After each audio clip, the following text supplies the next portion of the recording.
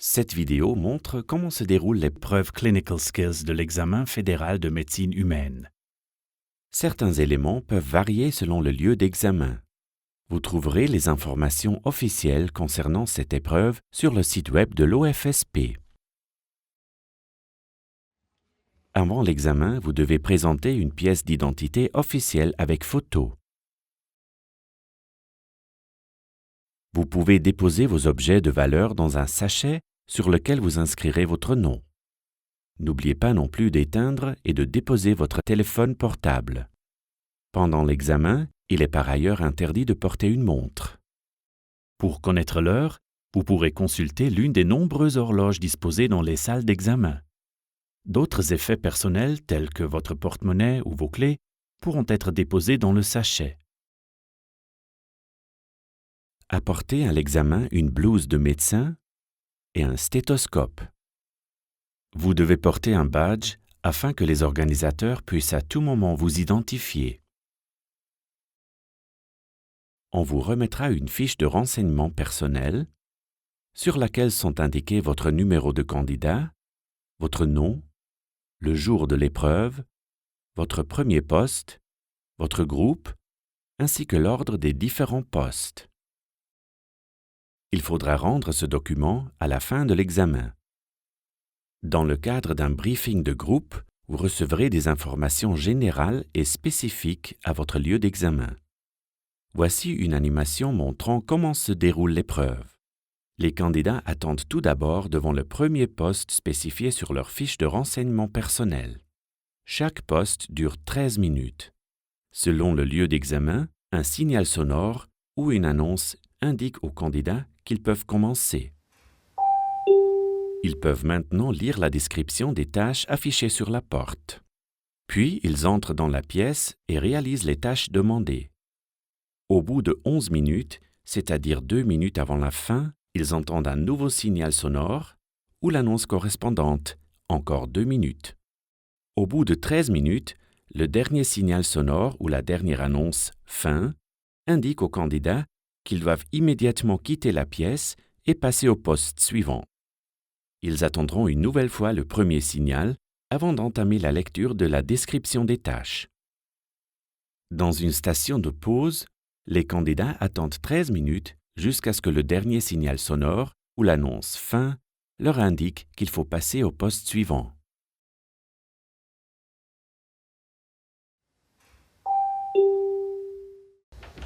La description des tâches vous renseigne sur votre fonction, par exemple médecin assistant, sur le contexte de la consultation, par exemple urgence, sur le nom, l'âge et le sexe du patient standardisé, ainsi que sur le motif de consultation.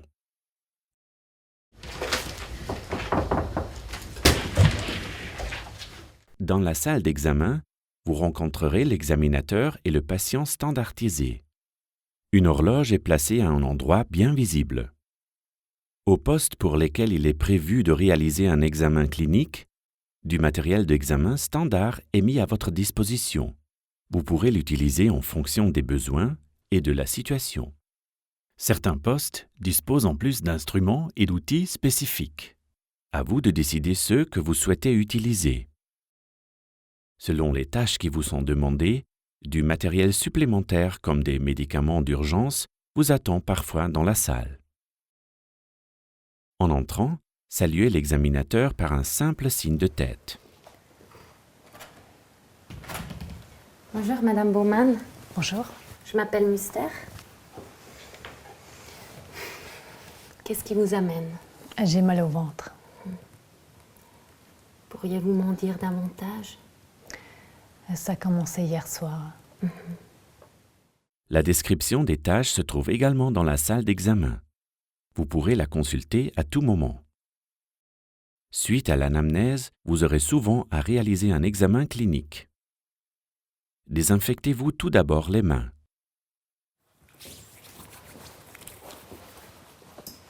Je voudrais examiner votre ventre. Pourriez-vous enlever le haut et puis vous allonger? Les patients standardisés conservent en général leurs sous-vêtements.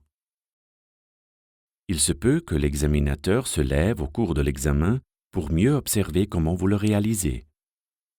N'oubliez pas que vous ne recevez de points que pour les gestes correctement effectués. Si vous jugez nécessaire de réaliser un toucher rectal, un toucher vaginal ou une palpation des seins, dites-le à voix haute. Dans cette situation, je ferai un toucher rectal. Si ces examens sont indiqués, l'examinateur vous donnera leurs résultats. Le toucher rectal est sans anomalie.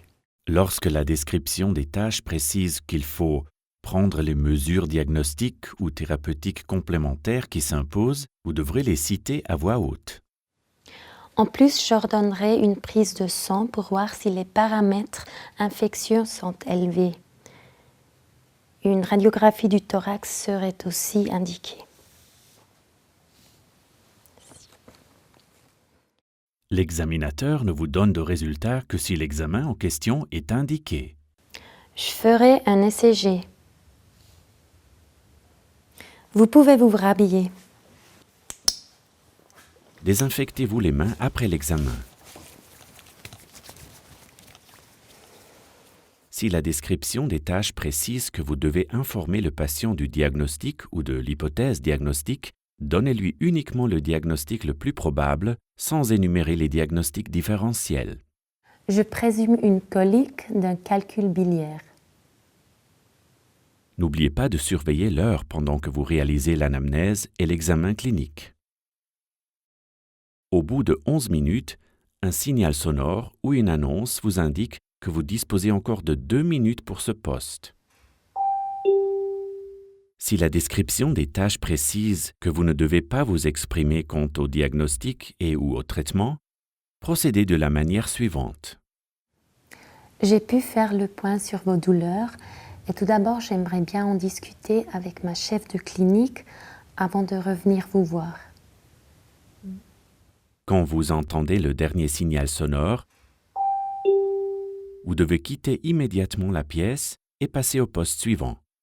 Les gestes exécutés après le dernier signal sonore ne sont pas évalués. Attendez le prochain signal sonore pour commencer à lire la description des tâches du poste suivant. À certains postes, on vous demandera de réaliser des tâches spécifiques, comme par exemple une consultation téléphonique. D'autres fois, vous devrez réaliser des examens sur un mannequin et décrire les résultats à voix haute. Ou bien une infirmière standardisée sera présente dans la salle et vous pourrez recourir à son aide. À mi-parcours, les patients standardisés et les examinateurs ont une pause de 15 minutes. Veuillez rester dans la chambre, s'il vous plaît. Maintenant, c'est notre pause. De votre côté, vous observerez la pause soit dans la salle d'examen de votre dernier poste, soit dans l'espace de pause. À la fin de l'examen, vous devrez rendre la fiche de renseignement personnel qui vous a été remise à votre arrivée. Vous pouvez maintenant reprendre vos effets personnels. Vous avez la possibilité de donner votre avis sur le déroulement et les contenus de l'examen et de contribuer ainsi à son amélioration. Vous recevrez pour cela un lien par courrier électronique. Ne vous contentez pas de visionner cette vidéo et lisez attentivement les informations officielles publiées sur le site de l'Office fédéral de la santé publique. Nous vous souhaitons une bonne réussite à l'examen.